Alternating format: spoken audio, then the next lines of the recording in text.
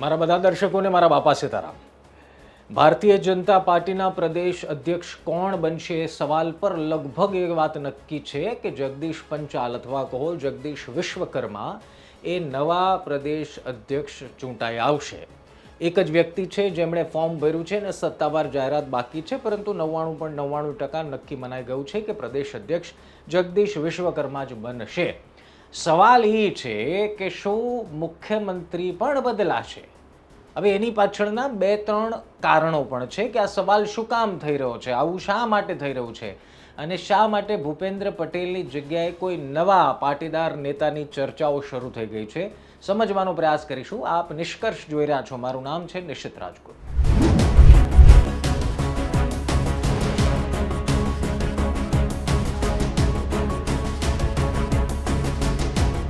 સૌથી પહેલા તો એ સમજી લો કે મુખ્યમંત્રી બદલવાની વાત શા માટે થઈ રહી છે અથવા તો બદલાશે એવો સવાલ શા માટે થઈ રહ્યો છે.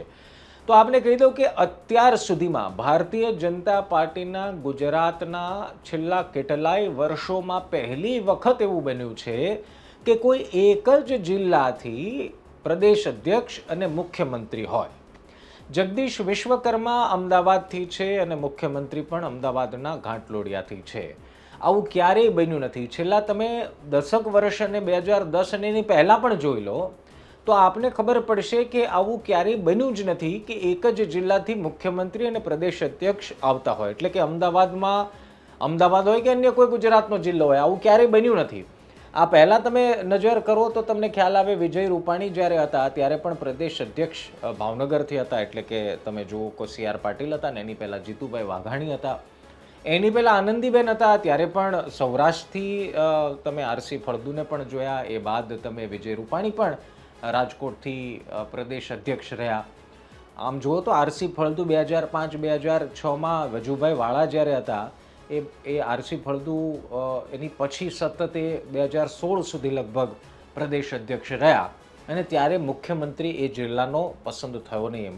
નરેન્દ્ર મોદી હતા 2014 સુધી અને એ બાદ આનંદીબેન પટેલ એમની જગ્યાએ મુખ્યમંત્રી આવ્યા. એટલે અત્યાર સુધી ક્યારેય એવું બન્યું નથી ભારતીય જનતા પાર્ટીમાં કે જ્યાંથી પ્રદેશ અધ્યક્ષ આવ્યા હોય એ જ જિલ્લાથી મુખ્યમંત્રીને બેસાડ્યા હોય અથવા તો એક જિલ્લાના મુખ્યમંત્રી હોય. એટલે હવે જગદીશ વિશ્વકર્માનું નામ જ્યારે ફાઇનલ છે ત્યારે લોકો હવે એ સવાલ અને એ વાત ઉપર આવી ચૂક્યા છે કે મુખ્યમંત્રી પણ બદલાશે. હવે સવાલ એ છે કે મુખ્યમંત્રી બદલાશે તો શું એ વાત નક્કી માનવી જોઈએ કે પછી કોઈ નવા પાટીદાર ચહેરાને સ્થાન મળશે એવું માનવું જોઈએ, એવો કયાસ લગાડવો જોઈએ? તો એક વાત સમજી લો, ભૂપેન્દ્ર પટેલ અને જગદીશ વિશ્વકર્મા આ પહેલાં પણ કામ કરી ચૂક્યા છે. હવે અત્યારે પણ કામ કરતા જ હતા, કારણ કે મુખ્યમંત્રીની સાથે એ રાજ્ય કક્ષાના જગદીશ વિશ્વકર્મા મંત્રી પણ છે. એટલે અત્યારે કરતા હતા, પરંતુ આ પહેલાં પણ કરી ચૂક્યા છે. જ્યારે ભૂપેન્દ્ર પટેલ સ્ટેન્ડિંગ કમિટીના ચેરમેન હતા ત્યારે શહેર પ્રમુખ જગદીશ પંચાલ હતા. એટલે આ જોડી તો જામે છે. અને આપને કહી દઉં, ત્યારે તો જ્વલંત વિજય આ બંનેની જોડીએ અપાવ્યો હતો ભારતીય જનતા પાર્ટીને અમદાવાદમાં.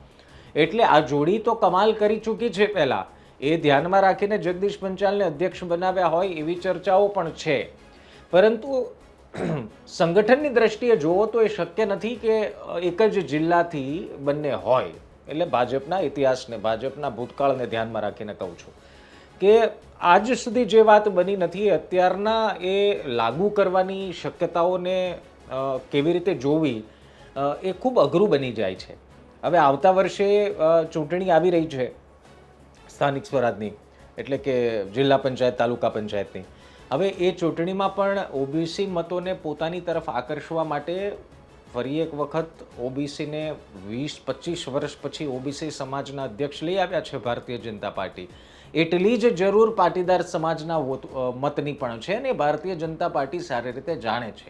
એવા સમયમાં જ્યારે વિસાવદરમાં ગોપાલ ઇટાલિયાનું જીતી જવું અને એવું રિસ્ક ભારતીય જનતા પાર્ટી તો નહીં લે કે ભૂપેન્દ્રભાઈને આ સમયે અચાનકથી મુખ્યમંત્રી બદલી નાખે.